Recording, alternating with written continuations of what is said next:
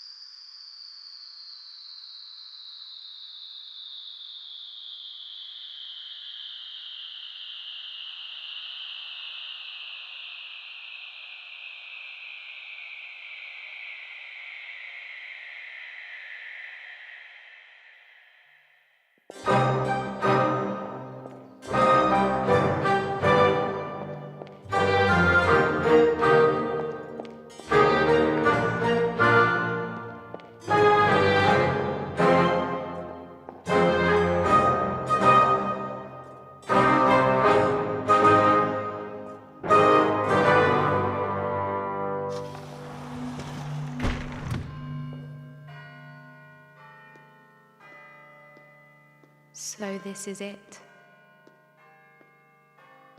Beautiful work, yes? What Stone and Stacey had done pales in comparison. I would like to meet the setter. Leo. Dumb he is, milady. Bring the setter, please.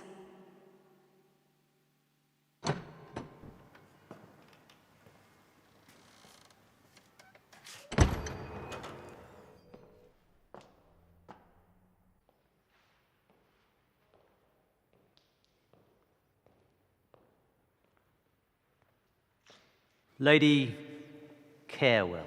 Kehu ai. The Duchess's help in getting this project completed has been immeasurable. I merely pull strings. Your work is inspiring, Monsieur Leo. But I do wonder why you chose to diverge so far from the original idea. Leo don't need no words to be understood. Beg your pardon, lady. Monsieur Leo, your exacting care has brought mathematical precision to this house. It is as though one could apprehend the motion of the heavenly spheres through your handiwork. I wonder, have you been trained in mathematics?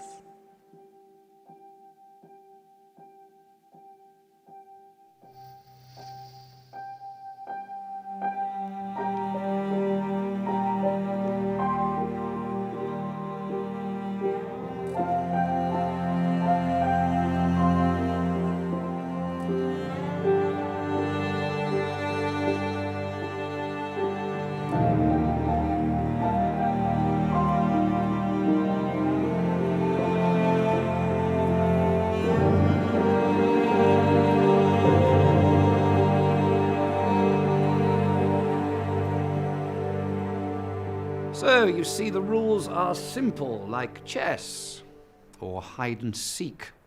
One side hides life so that another life form might discover it. The other side must try and prevent that discovery.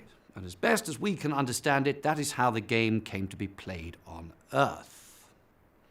And this is the move he makes, a suggestion to the King's Mistress to build the observatory and thus push the game forward. And that's it for the week.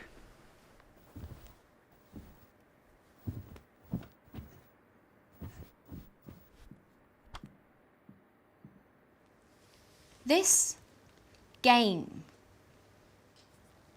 it's not in any of the books. Are you surprised? The most important things are not found in books. The game is controversial. Spreading life is not a game. But it is.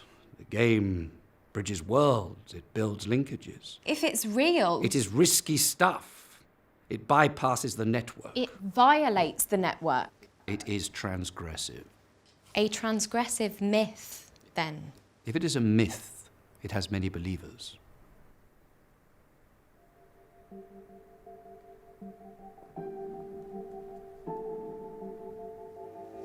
But how can you know?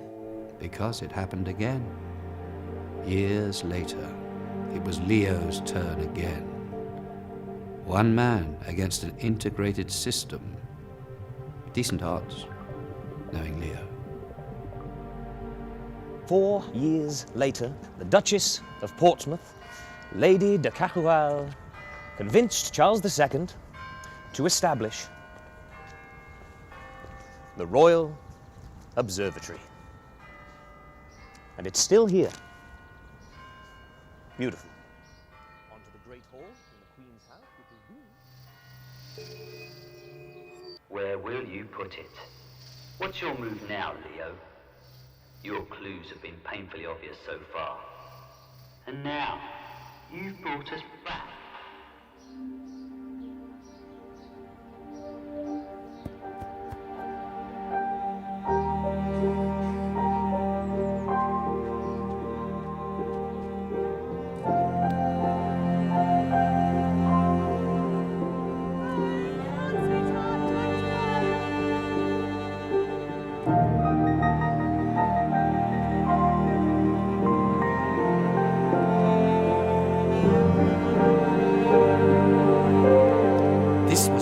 extraordinary moment in the game. Was it strategy or was it chance? We don't know. What we do know is that Leo chose well, trusting her to finish the game. She narrowed down the possibilities. She spent her time gathering information or looking for patterns. But how can one predict that information can be understood? That's chance. That's the game. Exciting, hero. Finally being put to the test.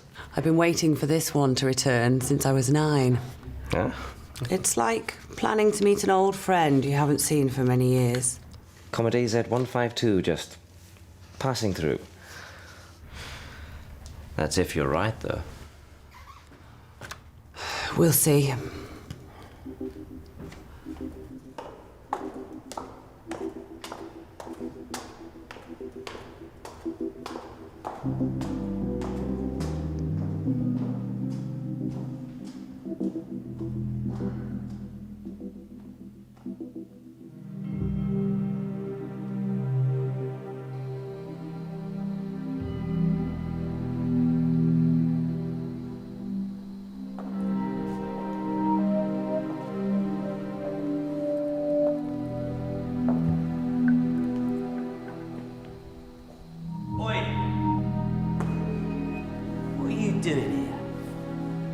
This area is closed to the public now.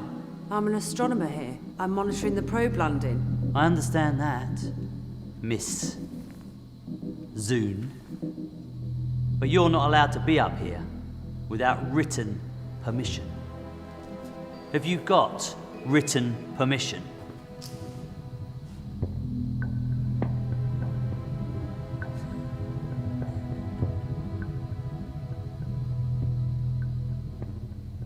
Leo made the move when Ro was only a child. How could he? What are the odds she even knew she was in the game? There's chance in everything. What are the odds she was invited into the game? Odds aren't things, they're information. Information closes off possibility. From what Leo gave her, Ro narrowed the possibility. Maybe. Still. So many variables. Not really. As above, so below. The universe is informed by the unswerving punctuality of chance. You think he knew what would happen all along? Perhaps. But remember, she had had a very long time to consider her move. If she knew she were playing. This is your move. Does she even know? You put it all on you. That's quite a burden, isn't it? 5 minutes to probe landing. It's time for me to go. Scientists confirm the successful probe landing on the Nelkin comet AZ152. Astronomer Dr. Ro Zune discovered the comet aged 12 and believed it might have evidence of organic life. If Dr. Zoon is correct, it would suggest we are not alone in the universe. You think he's some sort of hero? He took outrageous chances. He pinned it all on those images not vanishing down the rabbit hole of someone else's consciousness. What looks like chance to us may actually be highly organized. That's outlandish. Understanding all the implications in even a well-bounded dynamic system is practically impossible. Sure, Leo's moves were dramatic, but he relied on long shots, and he did it twice. A proper opponent could counter that by just coordinating better instead of relying on little tricks. If one were an opponent. I've given you a lot of information, haven't I? As you said, information closes off possibilities. And I'm just narrowing those possibilities.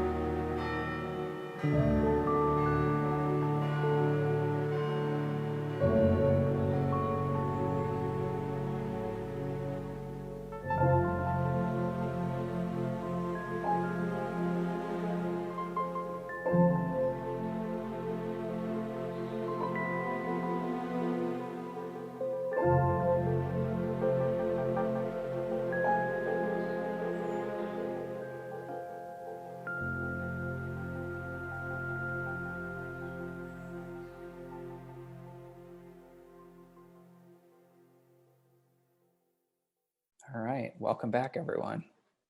So, Ilana, I just wanted to start by asking you what inspired you to create Ellipse. How did the film come about?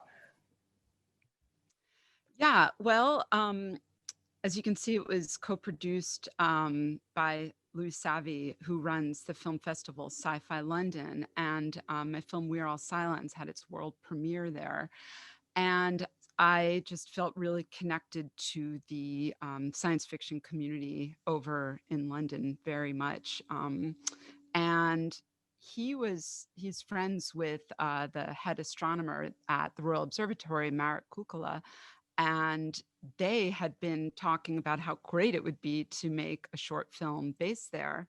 And at the festival, they said, hey, would you be able to come up with a short film, a story about aliens at the observatory?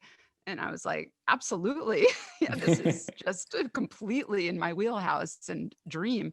So Craig Colligan, my husband and I were basically commissioned to write this story, and we did, and they loved it. And then it proceeded to, even though Marek is chief astronomer there, getting permission to shoot there and to shoot at the Queen's House was actually quite a tall order because it's a historically protected site. And the permissions and insurance, I mean, it was probably about half a year of back and forth and working with people there. So, you know, that involved several recce's, they call them, which are location scouts. And when I saw the Queen's House and the floor there, that actually shifted the story to what we see now within that frame, because it was truly inspiring. So to follow up on that, could you, you know, the film contains a little bit of detail about how the Royal Observatory came to be established. But I think since the locations are so central to this film, I would love to maybe just get a little bit more on that, so folks know.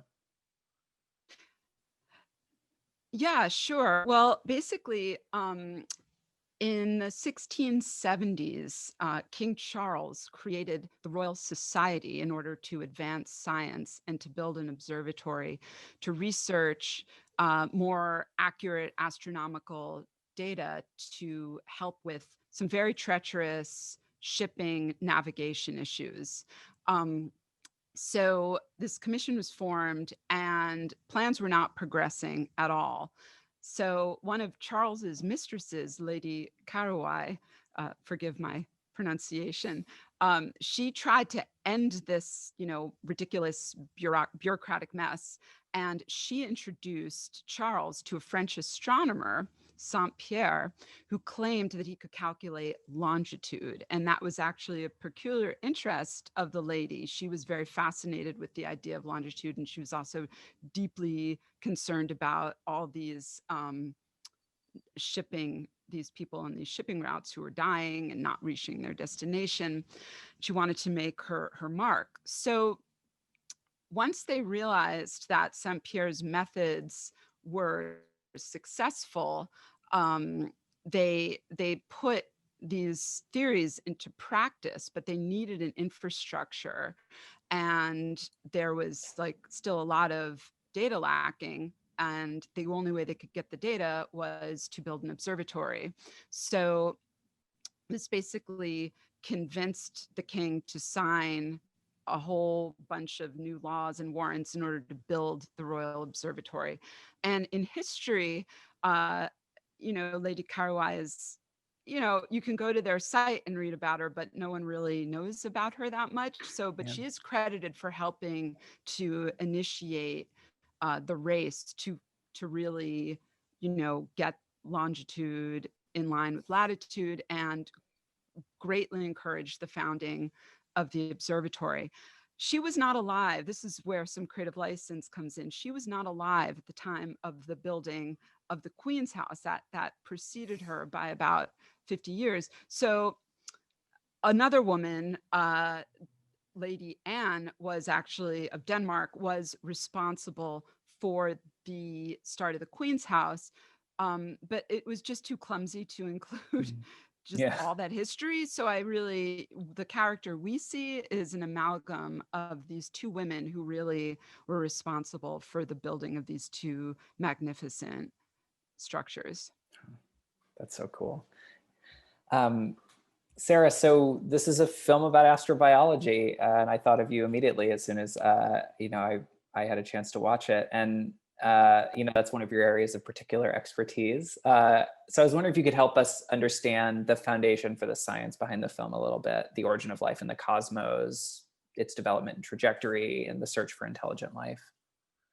Yeah, I think one of my absolute favorite things about the film is how it plays with the idea of technology creating more life, and that this becoming a game, because there are a lot of debates in astrobiology about how likely it is for life to emerge spontaneously on planets, and then also how likely is it, if we do have an origin of life event, is it actually probable or not, which the film plays a lot with probability.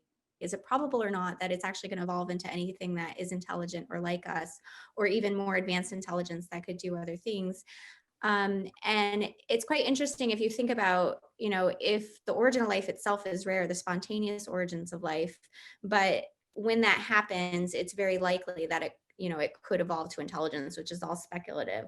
It might be possible that more original life events are in the universe or in the style of the film, that they're actually mediated by intelligent beings trying to help, actually start these events happening on different planets. And so I think playing around with that concept of looking for life in that way is interesting. It also has this kind of interesting play on how hard it is to look for life, and would we recognize it if we see it. And I think that aspect is also really nicely captured in the film, because we do have this kind of implicit notion, especially in most of Hollywood films, that when we see alien life, we're going to immediately know it when we see it, and it's going to be so obvious to us. But here it's like, it's very cryptic and it's hidden, and it's like you have to find the patterns to actually uncover it. And I think that's actually much more realistic to what we're trying to do in astrobiology. Yeah, you know, I sometimes actually wonder, even the notion of an alien and encountering it, is that even something that was conceived of hundreds of years ago? Because I know demons and angels and spirits and gods, you know, coming down to earth, that is, but like the concept of another life form from another planet, it seems like that's just a rather modern invention. Yeah, I would agree with you. I think humanity's always had a concept of other, like otherness, but not necessarily that there was an event that started like an alien type of thing in the universe that might have properties similar to us but independent origin. I think that concept is probably relatively new and scientifically motivated. That's a great point. So yeah, Ilana, how was the conversation playing out in terms of coming up with the idea of life as a game? I'm sort of delighted to hear that Sara ratifies that idea in some way as a, you know, and I think it's a really cool structure for the film. How did you, I don't know, how did you think of that idea, or did you have an inspiration? Yeah, well, I mean, personally, sometimes it helps me to think of life as a game. It can take the pressure off if we can think of issues that we have to deal with as puzzles to solve, and that there are certain rules, and there's certain parameters, but you know, we can always just try our best and enjoy the process of the game along the way. And people love games. I mean, it's just throughout time, people have loved games. And I personally loved video games when I was a teenager. I mean, really loved them, and played them a lot. And I think that that's something that, you know, it takes us outside of ourselves, but yet when we play a game, we're relying on our skills, we're relying on our intelligence and our presence in the moment at the same time. So it's not fixed, it's not rigged. I mean, unless, you know, obviously there are rigged games, but I'm not really talking more, you know, generally.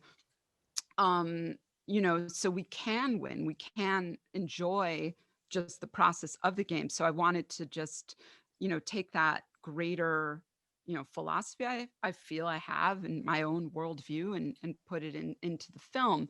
I mean, of course, games can get strange and unpleasant, like when, or addictive, like, you know, gambling, you know, those video poker slots, like those are technically games, but I think they're doing something else to our minds.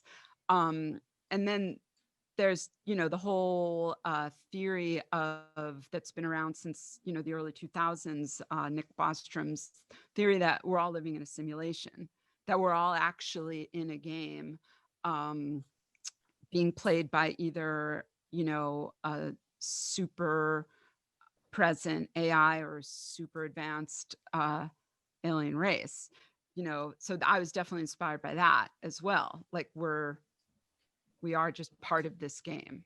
And that's why I use the word we in the introduction also.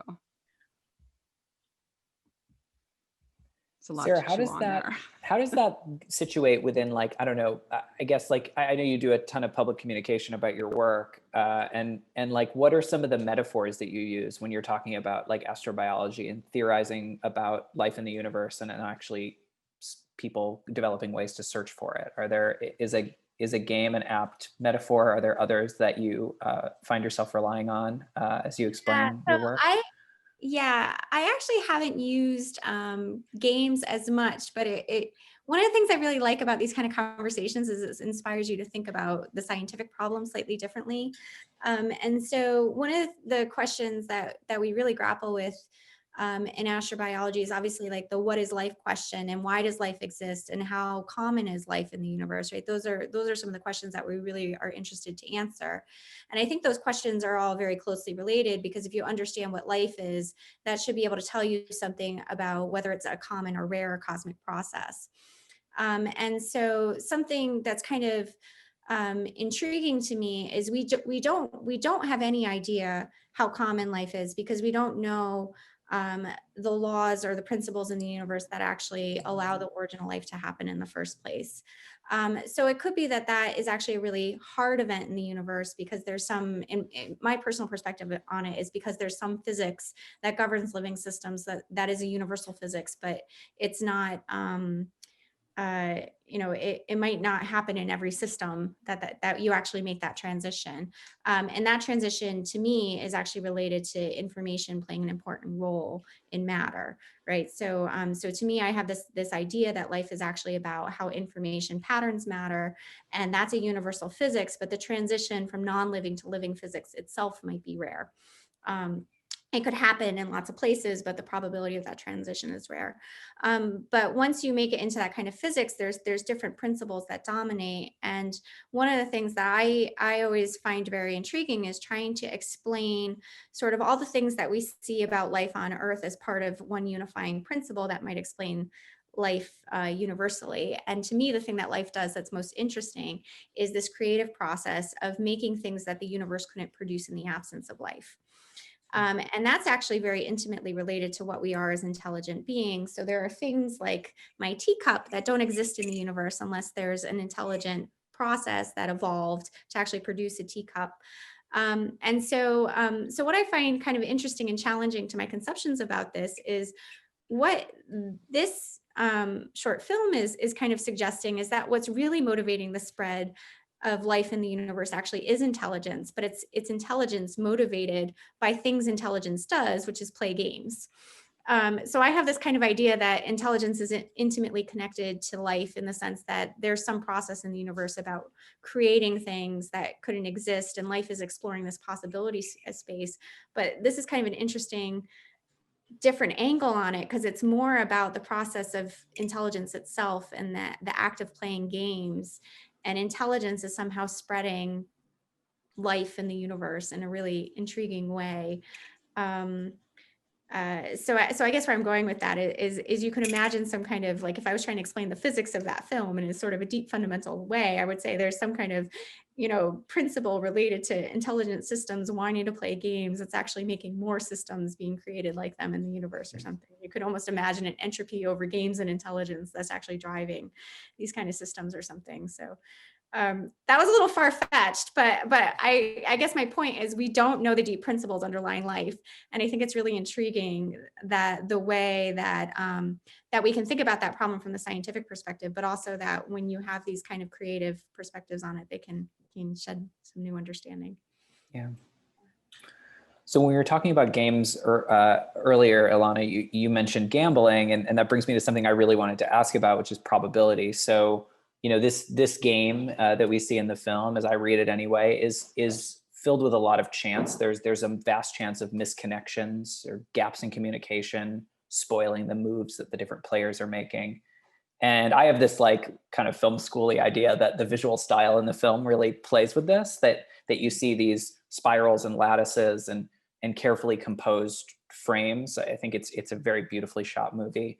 And so there's I'm thinking after talking to the two of you, like that maybe that visual style kind of pushes you a little bit towards an ordered universe and determinism. But then on the other hand, you see all of this chance and randomness playing such a huge role.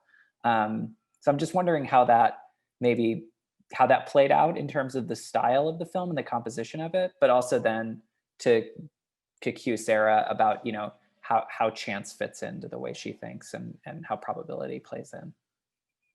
Yeah, well, again, I was really inspired by the actual location. And yes, you picked up on the spiral, the staircase, and that references the Fibonacci spiral, which is, supposed to be mathematical perfection. But I was also very much interested in its aesthetic appeal, biological importance, in the sense that we see the Fibonacci spiraling all throughout nature, right? I mean, we see them in leaves, and so there's something going on here that we are mimicking in our design, like what Sarah was saying. The intelligence that can make a teacup can make this beautiful, mathematically precise staircase and floor. So I when one sees that, I should speak for myself. When I saw that, and from what I'm gathering, people see it in film, there's a feeling of peace, and there's a feeling of something is in alignment in the universe, that this can be made by human beings, something that's so mathematically precise, something that actually perhaps transcends what we're, our daily lives. It takes us outside of ourselves in a positive way. So, I think there's that, and this thing about chance. I'm not particularly interested in the question of, do we have free will? Is it all determined? I think that there's philosophical dead end when we go in that direction fully. I think within this structure that we all exist in, and the universe of this film, and this fictional universe of the film, the characters absolutely have choice in what they do. They're given a seed, there's a spark, there's a suggestion, and then it's truly up to the free will of the character of which direction they go, or other elements of chance that happened. And there are games of chance that people love to play because of the thrill of the unknown. So I don't think that takes away from the sense that we actually have control over our lives in a way, within a framework that might bring some organization and some comfort. Did that answer your question? I asked you a very, very open question, so I found that fascinating. Sarah, what do you think? I mean, it strikes me that, to me anyway, as a layperson, really, like that astrobiology is this scientific field in which there is a lot of work that's being that's speculative, and that is, and then a lot of the underlying scientific assumptions are actually based on a huge amount of randomness, some of which you've talked about, that all systems might not evolve in the same way, and so I wonder how you kind of bridge that and deal with the role of probability and randomness in the scientific endeavor. I mean, I think it's actually one of the deepest questions that we really need to address in asking anything about alien life. And there's a lot of, I mean, already just by what Ilana was saying and the nature of the question, I'm already bifurcating in the probability space of all the ways I could answer it. But I guess I think there's kind of two things that I'd really like to try to point out. I mean, there's sort of the classic discussion about, if evolution itself involves a fair amount of chance, then life in other places may not look like life does here. And I think that's okay. But I think what's more interesting is to really think about, sort of what's the nature of probability in the universe, and how is that related to whatever universal principles might be underlying life. And I think one of the ways I think about it is, like with this teacup, I made the argument that it requires living physics or a biological process to produce something like a teacup, and it's not going to be produced by random chance in the universe. It actually requires a system that has information about how to build a teacup. So that's actually making a fundamental statement about the nature of chance in the universe and trying to relate it to the physics of life, because it's saying this object is not just improbable, it's impossible. I don't know actually where to draw the boundary on that statement, like if it actually is improbable or if it's impossible. And asking that question actually leads to sort of different reasoning about the nature of life. But I do think that there was a theme in the film that I really liked, which I think is related to kind of addressing the question of the teacup and how teacups come to exist, which is this idea that information constrains possibilities. And this was mentioned a few times in the film. And I actually think that that's a really beautiful way of talking about how I think about what the physics of life is. And just to give an example, it's hard to think about the space of all objects that could be teacups. It's a little easier to think about the space of all possible molecules, because you can actually iterate over all the possible molecules by if you have a certain number of atoms or something, and life, emerges in chemistry. So let's think of all possible molecules as the space life can exist in. Life makes very specific molecules, and in many ways very complex ones like DNA or proteins. How does it get there? It constrains the space of possibilities by actually having other molecules that put constraints in the system to narrow the possibilities of the things that get built or made by the universe. And so it's not possible for the universe to produce all possible proteins. It does produce some. It does some that because there's some information in the system about doing that. So just the very idea of constraining probabilities and looking at the possibility space is actually very intimately tied to what life is doing as a physical system, by nature of the fact that when you get into the complex combinatorial space of things like chairs and people and cups and molecules, not all of those things can ever exist, and they only exist by information constraining the possibility space. I want to credit Julie for asking a question in the chat about that, asking Sarah to expand on the idea that information closes off possibility from the film. So thank you, Sarah, for running ahead of us and answering Julie's question a little bit. So if I can jump us off to another track, I wanted to ask about teaching in this film. It does seem like it's a film about picking a successor and almost like a process of mentorship or passing a torch. So yeah, I wonder what that theme means to each of you, and maybe how the film might occasion us to think differently about how science, whether it's physics or astronomy specifically or on a grand scale, is taught and passed along. Because this film dramatizes a very specific transmission mechanism for all of this information. Sure. Well, I mean, again, I go back to personal experience. I think we've all had teachers that have inspired us and changed the course of our lives, perhaps, if we were lucky. I did in high school. My theater and English teacher just literally changed the course of my life. And in the best possible way, paid attention to me, whereas other teachers were not. So, there were those archetypes in the film of the nasty guy who wants to stop Ro, and Leo, who's the one passing on the information. So, teachers, it's one of the least respected professions, but maybe more so now in the pandemic that parents realize how much they do. So it's always been something very important to me to explore about how important transmission of information is through teachers. And I also think there's a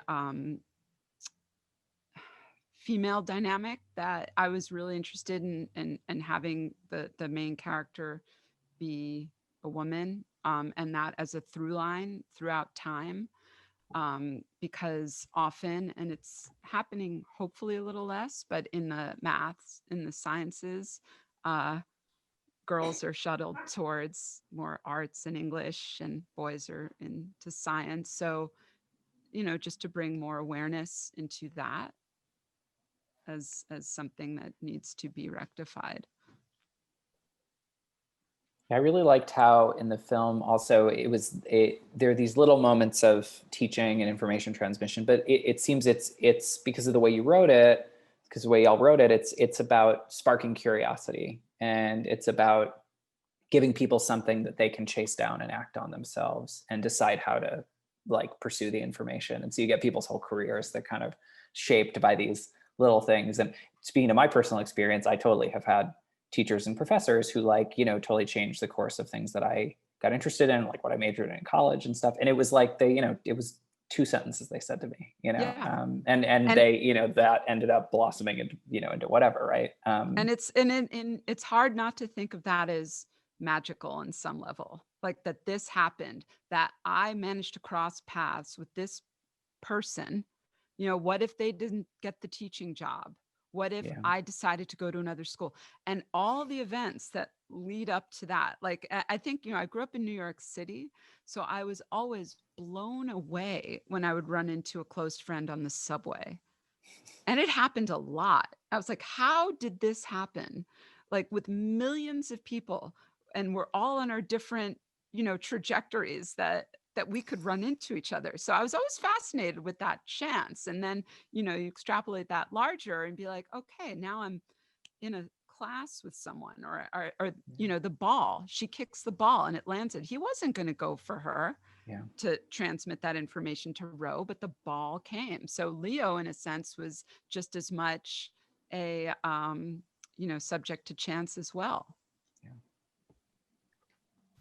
Yeah, I just want to add to it from like the perspective, because I certainly have lots of great mentors in my life, but I also can think about it from the perspective of a teacher. And in particular, like, you know, I work with students on hard problems, like trying to understand the nature of what is life. And for me, part of the enriching part of that relationship is the fact I know I can't solve that problem on my own, but I have some ideas about the ways we need to ask those questions. And so, so I like this idea of just giving a little information to the student or mentee and then seeing what they do with it. Because for me, that's actually part of my goal is, can I steer them in the right direction that they're actually going to be able to make a major contribution to solving the problem?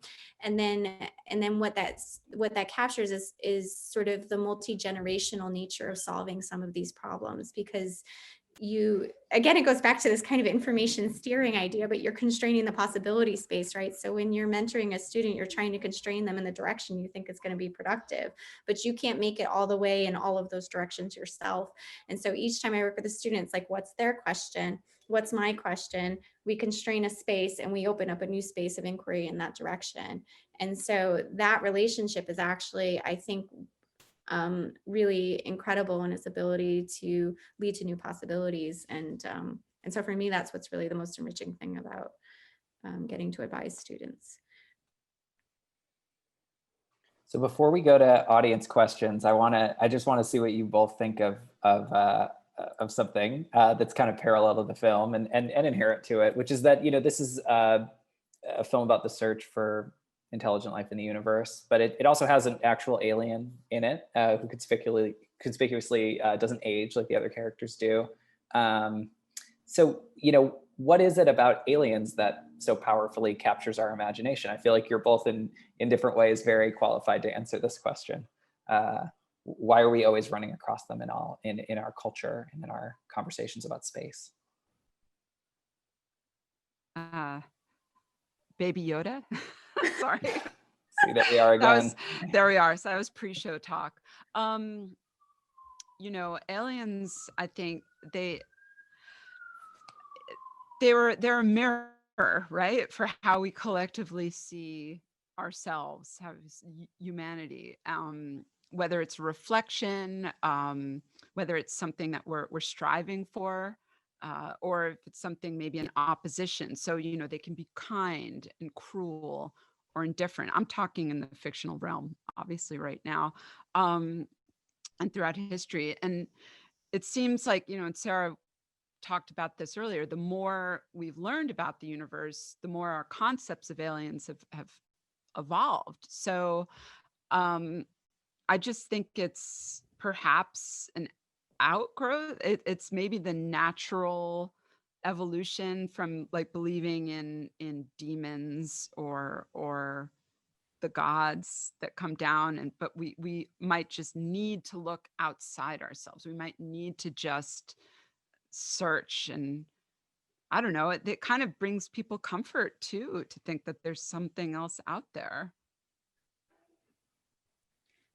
Yeah, I think for me personally, the reason I'm so fascinated by the problem is because I want to know what I am. which seems like kind of an odd statement, but I think part of our quest is really to understand ourselves.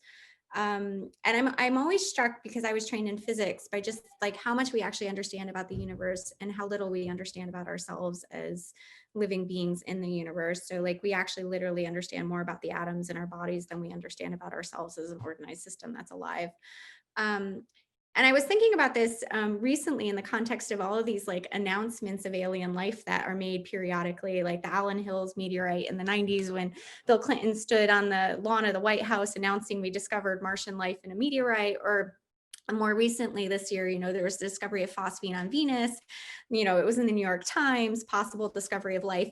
And it's like these announcements get made, and then 2 days later, they're like completely gone from popular media. And I was trying to think about this, like when we really discover aliens, is it really going to be that way? Because there's issues about whether within the community about whether the signatures of life, what we call biosignatures, are actually indicators of life or not. And the only thing I can take away from it is the way that we've been thinking about looking for life is not yet looking for ourselves. We don't have an explanatory framework that really tells us about ourselves. So when we find those things in the universe, we're not really resonating with it. I don't resonate with the discovery of phosphine on Venus as being life in a deep fundamental way, because I don't even know what that means in terms of what we discovered. And so for me, that really speaks to the fact that we really are searching in some way to understand something that's actually meaningful to us. Right. And that's also why, when we hear about stories of alien abductions or alien probing, which is, it's really quite a thing. I mean, it's like a lot of people discuss this, and I'm not talking about just the sightings of the UFOs, because that's another subculture that I'm really fascinated with. There's always that psychological element, right, Sarah? So it's like they're always in some way processing some trauma that they can't even articulate necessarily. So they have to otherize it and put it into something so out of this world. Like, I was abused, but I'm not by my mother, or I wasn't, but I'm saying the person can't process that someone was in their life who loved them, supposedly would abuse them. So they have to transmit it over to something outside, an alien. And then I think the more people hear these stories, the more it becomes part of this accepted myth that, oh, that might have happened to me. So we have about 20 minutes here to take some questions and discuss. And I have a couple other questions if we have time, but I want to give priority to our good audience members who sent in great questions. If you do have another question, you just still have time to get it in, so use the Q&A box. But so I'm going to start with a question from our friend Athena, who says, what is more likely, multicellular life seeding other planets using technology, or minimal RNA-like life forms traveling through space and seeding new worlds? Sarah, I don't know how definitively you can give a thumbs up, thumbs down on that, but I would be very interested in your answer. And thank you, Athena. I haven't thought about it exactly from that perspective. So, but I am working on a project with a couple students right now, trying to weigh the odds of intelligent origins of life versus abiotically generated ones. But I think actually, okay, so I would rephrase this question as, is it easier to kickstart a new original life process on a planet, or to actually send life to the planet and have it inhabit the planet? I think that's sort of the nature of the question. And I think actually, because of the nature of the coupling of life to its planetary context, it might in fact actually be easier for life to be sustainable in the long term on a planet if you have a de novo original life event that you seed on that planet. Because when the life evolves, it's going to become coupled to the geochemical cycles and things on that planet, and actually evolve to be adapted to that planet from the actual origins event. Whereas if you seeded a planet with multicellular life, it may not become deeply integrated in that same way. And so it might be able to sustain itself for a short time, maybe in like a bubble habitat or something, but you won't have billions of year lifespan for life on that planet. That would be my guess, but nobody knows. There's a few more questions like that, but I'm going to kind of sprinkle them in with other things. Yeah. I want to just quickly read a comment from Richard. Thank you, Richard. A detail I enjoyed about the soccer ball encounter was that we couldn't clearly identify the gender of the child in the moment and must instead learn it later. That left a little ambiguity on who the child would become in the jump to the future. Getting back to your point, Ilana, about being very deliberate about choices around gender. So I have a question from Liz, and Liz says, in the final moments of the film, I was suddenly struck by how fantastically important the title of the film is. What is the significance of Ellipse to the game? Is this related to the navigation or constants or alternative senses of history or time? Hey, Liz. Yeah, all of that. Um, Basically, you said it all. I mean,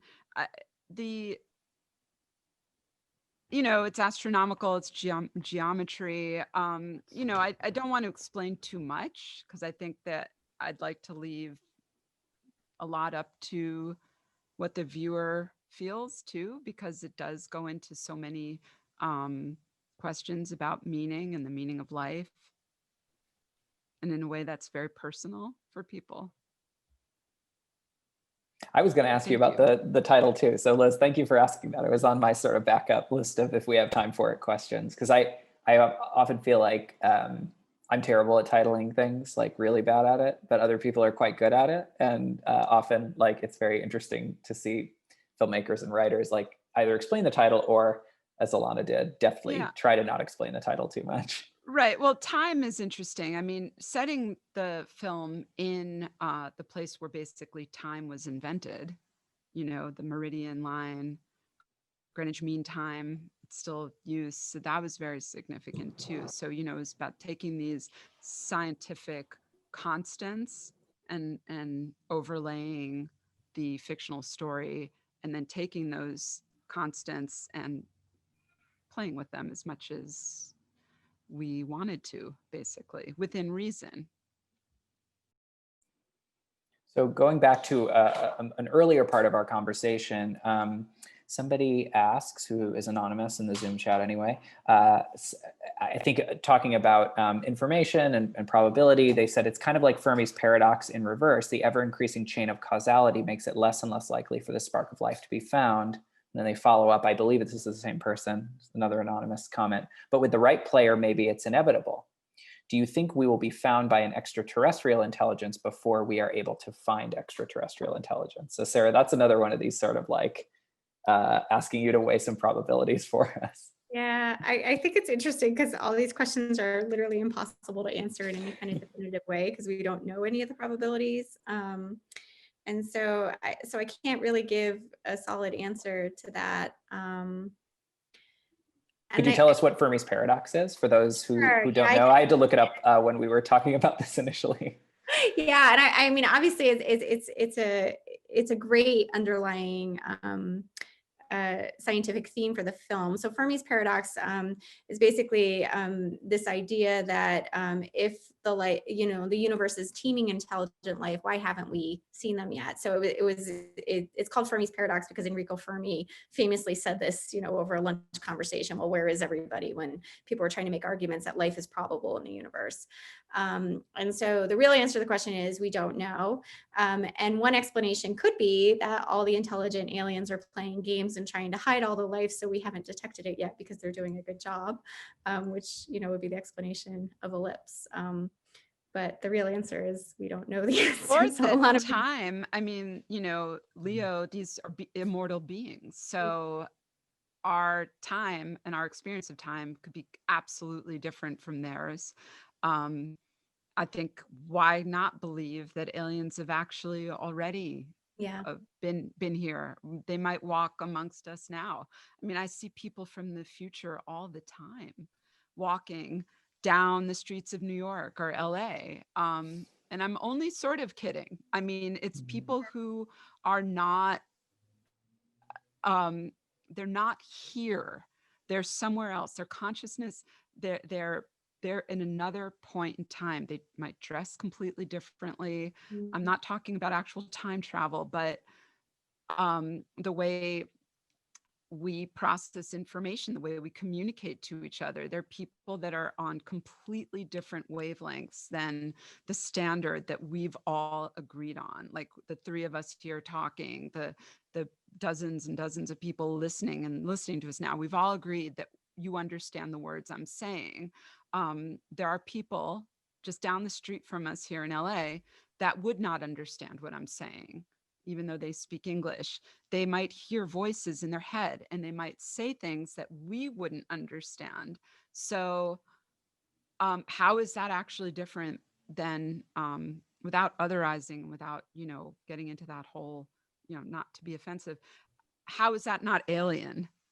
And I really don't mean that in the, bad way Yeah. of calling In the illegal aliens. humanities, It's not what I mean. in the humanities, there's this term alterity, which like I'm probably going to butcher, but like, what it always meant to me when I would come across it in this theoretical literature that I had to read in grad school is like that, people's differences and differences in experience and perspective are profound. And they're profound enough that it can feel like you're living in a completely different reality, even though you might visibly and presumably have a huge amount in common. But this alterity is what makes it so hard for people to engage in these sorts of collective conversations, and it makes it hard for us to feel understood, and it makes it hard for us to form political coalitions. Just the meanings of words are so slippery. So it's this, it's a down the rabbit hole kind of humanities theory term, but I think it gets at what you were trying to express to some extent, Ilana, maybe. Yeah, I just want to add a real quick point on it. That I think that concept is really relevant to astrobiology. Also, for the point that Ilana was making, we don't know if aliens experience reality in the same way we do. So they literally could be on planets all around us, and we like, and literally invisible to our eyes because they're interacting with reality in a completely different way than we are. I think we understand that little about the nature of what life is and how living systems actually experience the physical world that they're in. No, absolutely. And I can't get into this because I know so little, but quantum physics, dimensional planes, they could just be right here. Yeah. It's fun to think of that. I mean, why not? Why close ourselves off to that possibility? It's a little, so I'll just make one more analogy on it, because I think a lot about as like life is the software of reality and the hardware is like the physical stuff, like the chemistry and the atoms and things. It'd be a little bit like you could have, two operating systems on the same computer and they might be running in parallel, but you're, like you're using one or the other and they're completely unaware of each other, but they're on the same hardware. So you can imagine those kind of situations as possibilities. I like that analogy. That's good. That's very helpful, Sarah. Yeah. So I have 3 questions that I'm going to tether together. One's from Jonathan. So how much of how you view this, and I assume Jonathan means this conversation and the issues we've been talking about, especially I think the conversation we were just having about aliens and different ways of seeing the universe, has been influenced by sci-fi movies, things like Men in Black. Somebody else asks, is Leo related to the engineers in the film Prometheus? And then somebody else asks, were there any particularly notable sci-fi influences for the notion of life as a cosmic game? So I think all of these get at like the science fiction water that this film is swimming in to some extent, and how that might have figured in to some of the choices.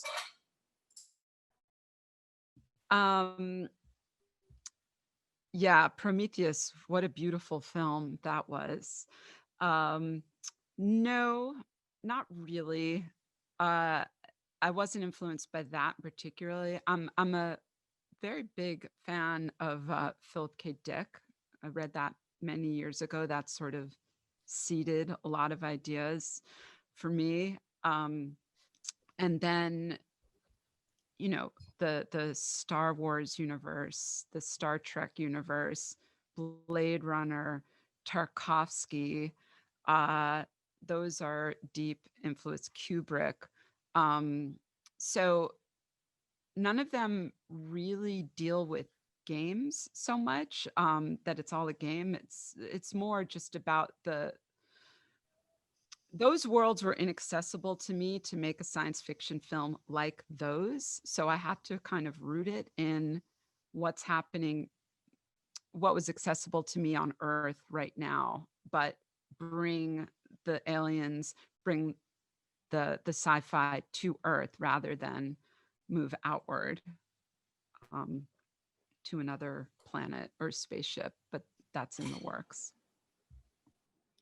Sarah, what about you? Are there representations of astrobiological principles or films about aliens that you find yourself referring back to or thinking on quite a bit? It's interesting because I tend to be more influenced in my thinking by fantasy than science fiction. So one book I actually really like is Roger Zelazny's Chronicles of Amber, and actually my son is named Corwin after the lead character in those books. In part because they have this royal family that goes through worlds, and it's very unclear if they create the worlds when they move into the worlds or not. And I think that is very powerful about the nature of our perception of reality and how much of it is built by the human mind. And so for me as a scientist, when I think about what all of science is and how it's shaped, I mean, it's literally shaped the very nature of our reality. So we're living in a pandemic right now. And part of the reason that we're even interacting right now is because of technology that was invented based on ideas humans had over the last few hundred years that are completely unrelated to sort of the current context. And so I think I really appreciate this ability of intelligence to produce things and to build things. So I look for that kind of creativity in stories, but particularly where it's actually related to the physics underlying the story. So that would be one example. That's cool. I can't believe I forgot to mention, I have to say this, probably my biggest influence for this film was Battlestar Galactica reimagined, coming off of We Are All Cylons, creating a universe. And I actually named my son Apollo, which, the Greek god, the moon landing, all that, but also pivotal character in Battlestar Galactica. And that is a show about, I guess you could say they're not playing a game, but there's definitely a greater force at work dealing with immortals in their own space opera. Hannah. So real quick before I ask the next question, I'm just going to tell everybody, I'm going to put into chat again, in case you missed it somehow, the link to Ellipse so you can watch it. And I in my first message, I had said it would only be up through noon tomorrow, which is me copying and pasting from an old document, which I shouldn't have done. But there is the link again and the password. It struck me as we were talking that people would probably want to watch the movie again after hearing this conversation. I know that I do. Cool. There's no period at the end, just so you know, if it goes to a dead link, it's just the number. Yes, I made it into a sentence and it isn't one. Well, or the URL, just omit the period. But at least in Zoom, it should be clickable. So if you do it from the chat window, you're good. I've been trying to think of a game, a sort of like life and game science fiction. And you know what I came up with, and it's a little embarrassing because I have seen these, is the Alien versus Predator series, which isn't about creating life. It's about destroying life on a mass scale, but it is this like cosmic game between these two completely different alien races who make use of humans in really different ways. Franchise madness. It's as close as I've been able to get, but I actually think those movies have a sort of bombastic. There's one other kind of interesting, intellectual connection to make, which is that John von Neumann, who invented game theory, also invented something which is like a self-reproducing machine, which people took that idea to think about life propagating itself in the universe. And he was actually intellectually, scientifically, the founder of both those concepts. So it's that's kind of amazing. Yeah, it's kind of interesting that they're both in your film. And so did that spur you think, when we think about AI, and that's happening a lot now, self-reproducing AI that's going to just keep getting smarter and smarter, the singularity comes and then they'll eliminate us because we won't have a need. Is that, you think, comes from that game theory that he was talking about? No, I don't think that idea directly comes from that. I think that comes back to just the point that you were making before, that people have this fear of aliens and the other, and we just want to kind of, and sometimes because we have that fear, we demonize it, or that's the natural place to go with it.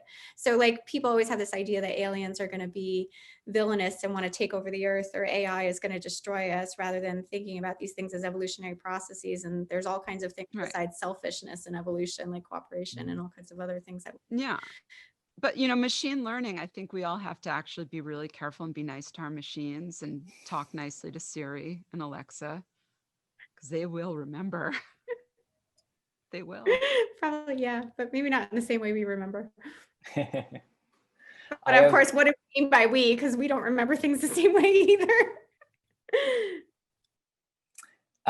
So I have, Sarah, for you, and this is addressed to both of you, but one more sort of either or probability astrobiology questions from Jonathan. And he asks, if the odds of the universe being a hologram are indeed 50-50, getting back to Bostrom, perhaps, how does that affect this game vision in the film, or a view that we are an experiment by an older advanced race?